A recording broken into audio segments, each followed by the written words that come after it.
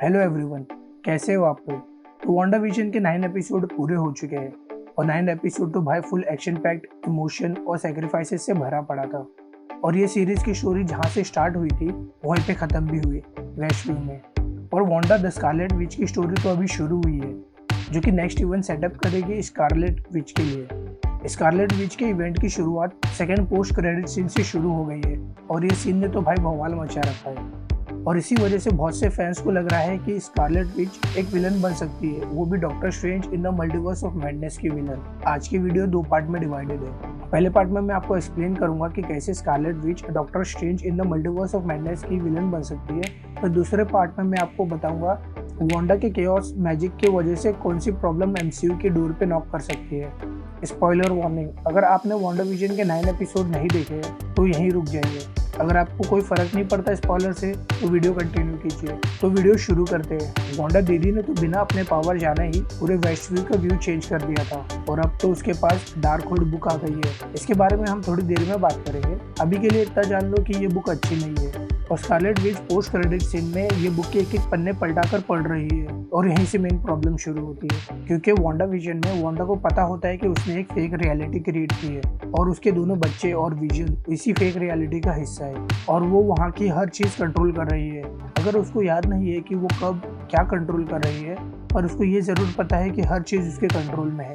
उसकी ये fake reality की वजह से वेस्टव्यू के लोग भी हर्ट हो रहे हैं। ये बात जानते हुए भी वांडा अपनी बनाई हुई फेक रियलिटी में रहना कंटिन्यू रखती है और स्कारलेट विच अब रियल वर्ल्ड में है। और पोस्ट क्रेडिट सीन में उसने अपने दोनों बच्चों की आवाज़ सुनी थी, तो इसे यही पता चलता है कि दोनों बच्चे जिंदा है। कौन सी रियलिटी में ये नहीं पता, चांसेस है कि उसके ये दोनों बच्चे रियल हो और अब वो अपनी रियल फैमिली को कंप्लीट करने की पूरी कोशिश करेगी। वांडा ने पूरे टाउन को कैप्चर कर लिया था अपनी फेक फैमिली के लिए, तो सोचो अब वो क्या करेगी जब उसके पास चांस है अपनी रियल फैमिली मेंबर को रियल वर्ल्ड में लाने के लिए। अब तो वांडा केओस मैजिक को कंट्रोल कर सकती है और उससे बड़ी प्रॉब्लम है वो डार्कहुड बुक। स्कारलेट विच उस बुक से बहुत कुछ सीख रही है। डार्कहुड एक अच्छी टीचिंग बुक नहीं है, क्योंकि ये बुक का राइटर चेतन भगत या जेके रॉलिंग नहीं है। ये बुक इविल गॉड हेथून ने लिखी थी। वांडा विजन के शुरू होने से पहले तक वांडा को विचेस के बारे में कुछ पता नहीं होता है। अगथा वांडा को बताती है कि वो पैदाइशी विच है। वांडा ये बात से इनकार करती है और ये बात से वांडा और अगथा के बीच आर्गुमेंट भी होती है। वांडा विच हो या ना हो, पर अभी वो विच क्राफ्ट सीख रही है डार्कहुड बुक से। और मैंने पहले ही आपको बताया था कि डार्कहुड अच्छी टीचिंग बुक नहीं है, ये इविल बुक है। ये बुक से जो भी चीज सीखी जाएगी वो अच्छे के लिए नहीं होगी, वो बुरे के लिए ही होगी। स्कारलेट विच उस बुक से सब कुछ सीख रही है। बेसिकली वो इविल हेक्सेस सीख रही है और यही हेक्सेस यूज करके वो अपने बच्चे को ढूंढ रही है, क्योंकि पोस्ट क्रेडिट सीन को देख के यही लग रहा है कि वो डिफरेंट रियलिटीज, यूनिवर्स, रैल्म जो भी आप कह लो, उसमें वो अपने बच्चों को ढूंढ रही है। यह सीन में जब वो बेड के ऊपर डार्कहुड पढ़ रही होती है, हम उसके आसपास कुछ सर्कल्स देख सकते हैं। ऐसे ही कुछ सर्कल्स हमने डार्कहुड बुक में भी देखे थे जब एगथा ने वांडा को स्कारलेट विच के बारे में बताने के लिए बुक खोली थी। और ये सर्कल शायद डिफरेंट रियलिटीज हो सकते हैं, तो ये बात के ज़्यादा चांसेस है कि ये बुक वांडा को डिफरेंट रियलिटीज में कैसे ट्रैवल कर सकते हैं ये सिखा रही है। वांडा के हैक्स के वजह से ऑलरेडी काफी लोगों को प्रॉब्लम हुई थी और मोनिका के तो डीएनए अल्टर्ड हो गए थे, जिसकी वजह से उसके पास भी सुपर पावर आ गई है। और अब जब स्कारलेट विच डार्कहुड से इविल एक्सेस सीख रही है और रियलिटी को मैनिपुलेट करके वो अपने बच्चों को रियल वर्ल्ड में लाने की कोशिश में, सिर्फ प्रॉब्लम ही प्रॉब्लम होगी। यहीं से डॉक्टर स्ट्रेंज का काम शुरू होता है, क्योंकि डॉक्टर स्ट्रेंज का काम है रियलिटी को प्रोटेक्ट करना। जब स्कारलेट विच अपने बच्चों को डिफरेंट रियलिटीज में ढूंढेगी तो इससे बहुत सी रियलिटीज चेंज होगी और बहुत सी रियलिटीज के डोर ओपन भी होंगे। ये बात से डॉक्टर स्ट्रेंज खुश नहीं होंगे, फिर डॉक्टर स्ट्रेंज को स्कारलेट विच से फाइट करनी ही पड़ेगी। इसकी एक और एक पॉसिबल थियरी है, उस पर भी हम बात कर लेते हैं। तो कॉमिक में स्कारलेट विच को केओस मैजिक इविल गॉड कैथोन से मिलती है। कैथोन ही क्रिएटर है केओस मैजिक और डार्कहुड बुक का। तो जैसे आपने वांडा विजन का 9th एपिसोड देखा होगा तो ये सीन आपको याद ही होगा। यहाँ सब लोग वांडा की तरफ बढ़ते हैं और वांडा उनको रोकने के चक्कर में अपने मैजिक से सबका गला दबा देती है, पर ये वो अपने होश में नहीं करती है, वो अपना मैजिक वापस ले लेती है। वांडा को ये भी याद नहीं रहता है कि उसने कब केओस मैजिक यूज करके एक फेक रियलिटी बना ली। ये राज भी एपिसोड 8 में खुलता है।